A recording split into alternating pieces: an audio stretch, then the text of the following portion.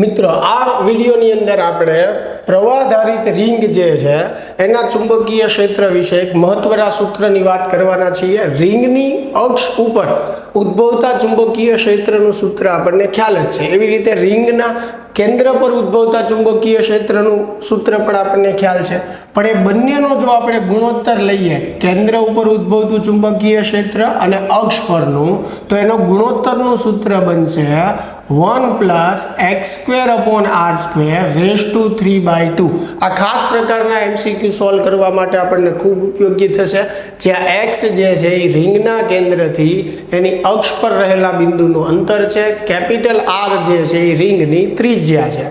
એવી જ રીતે જ્યારે આપણને કોઈ થીટા કોણ ધરાવતી રિંગ અથવા ચાપ આપેલી હોય, બરોબર છે, એટલે એના બંને છેડાને તમે એના કેન્દ્ર પાસે ભેગા કરો અને એની વચ્ચેનો ખૂણો જે છે એ થીટા બનતો હોય, તો આ ચાપના લીધે એના કેન્દ્ર પાસે ઉદ્ભવતું ચુંબકીય ક્ષેત્ર μ0I θ/4πr થશે। r એની ત્રિજ્યા છે, થીટા જે છે આ ખૂણો જે મેં તમને જણાવ્યો હોય।